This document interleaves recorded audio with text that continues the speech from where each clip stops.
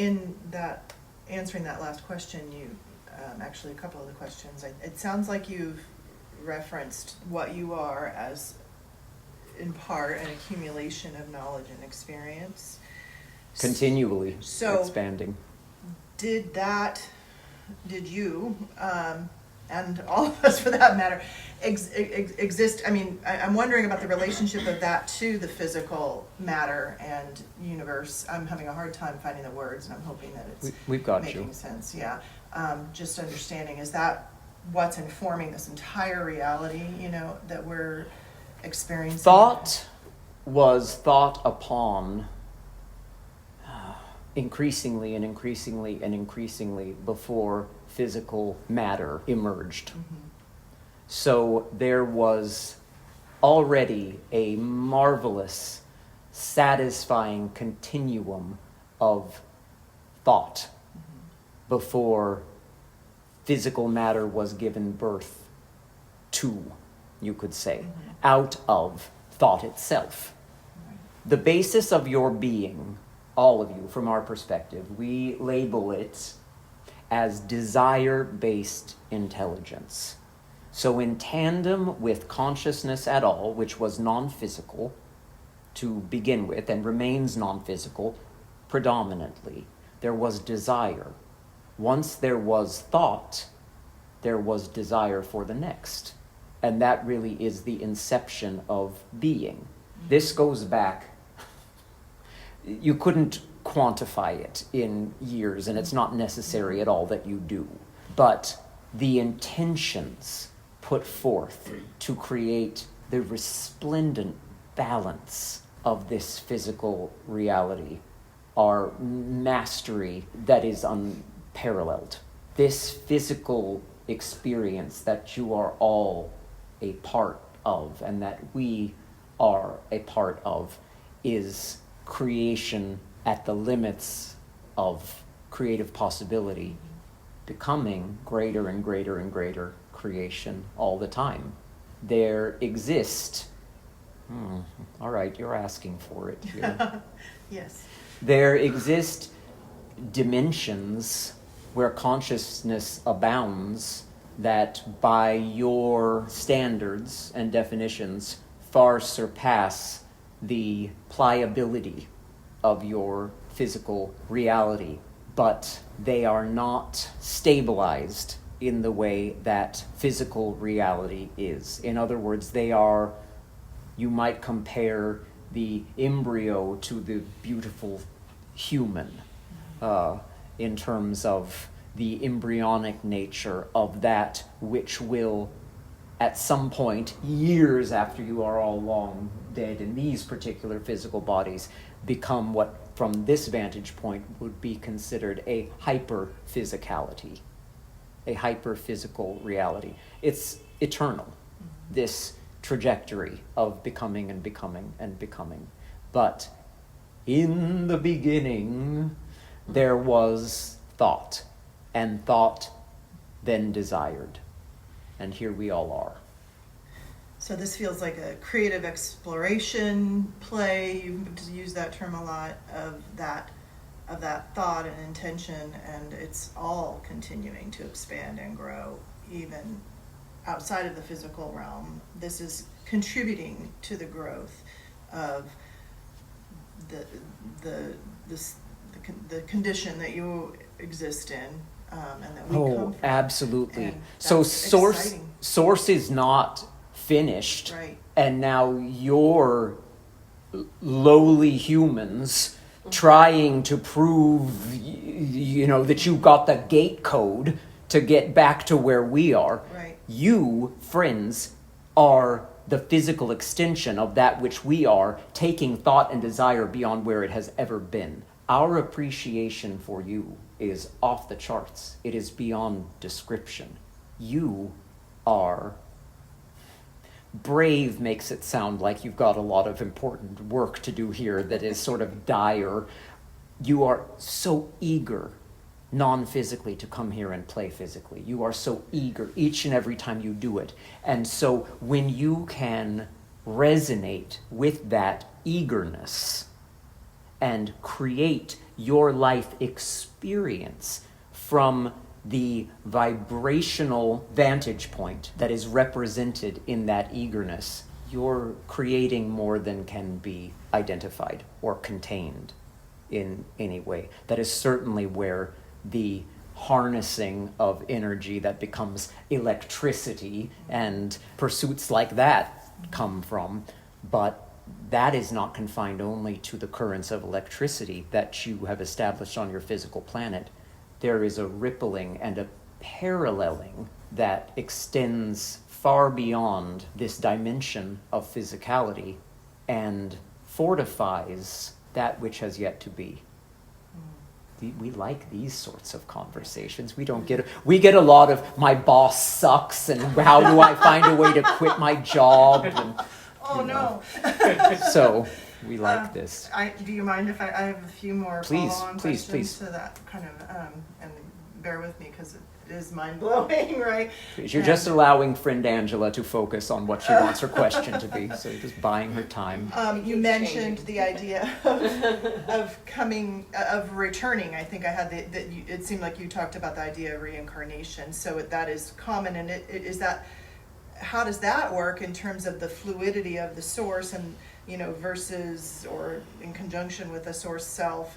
And what would be I might ask too many questions here, and you'll take it in the direction it needs to go. But just what's behind that process of repeat returns to this physical realm, and then also, and maybe this is a separate question to cover separately, but the idea of families and connection here physically that we sometimes hear, might go back, to prior incarnations as well, and relationships within. And I realize that, it just rings so true to me, this idea of the fluidity, right? To me, that just feels like knowledge that I've known but haven't, really been able to tap into. So it just, I struggle with that idea of the fluidity, and then also the individual, and then also connection. It's desire at the basis, always. It is the desire to come forward always. Again, you don't come here to atone for previous mistakes or this idea of karma, as so many have come to define it, that if you're Hitler in one life, you're just going to get the shit kicked out of you in the next life. That is off the mark, and that's very unsatisfying for friends, because you are, in many cases, a collection of societies that misunderstand the fundamentals of how this all works and want accountability and punishment for those who separate is too strong of a word, but separate themselves from their source energy.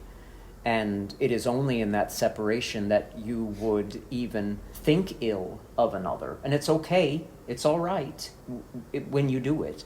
But certainly you would not take action against another in a vengeful or vindictive or harmful way if you were fully in this state of bliss, that this one's not going to channel Gabriel for a couple hours and then go out and want to hurt somebody.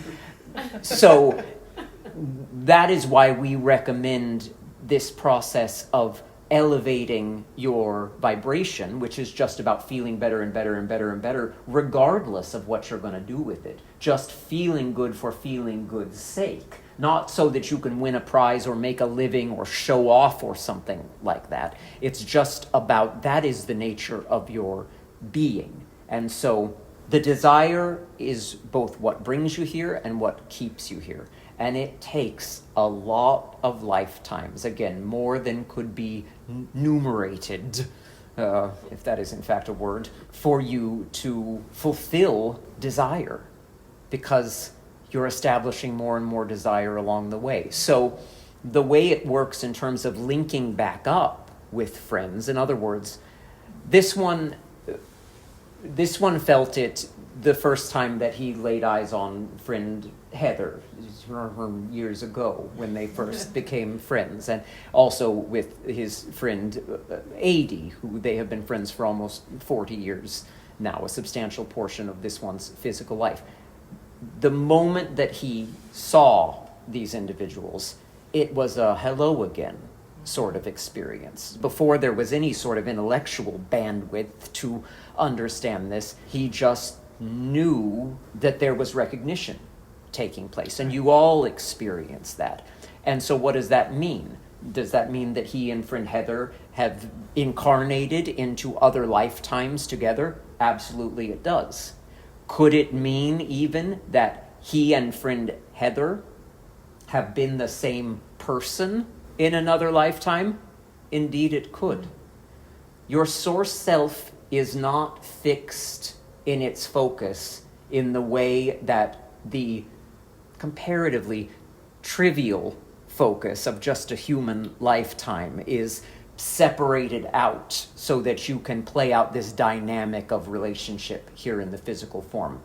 Your source selves don't have that sort of rigidity in their containment. And so many of you, and in fact, we all began as a thought. And we have all branched out from there. So what we're saying here, we want to say it clearly, is there is, and this is what God is, if you can pardon the label, God is a source self.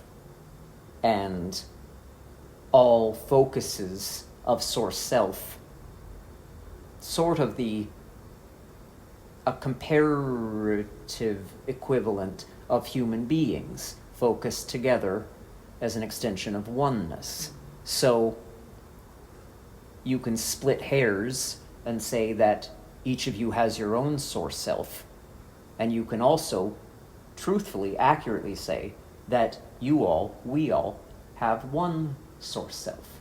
So this one and friend Heather have the same source self, like two physical friends living in two different cultures on two different continents with totally different intentions and agendas and desires. And that is the connected nature of being. And it is fluid. It is ever-changing. Think of a lava lamp, where it's just sort of a hunk of wax in a cylinder of oil, and it just can fluidly go from one glob to many orbs back into the oneness, separate out.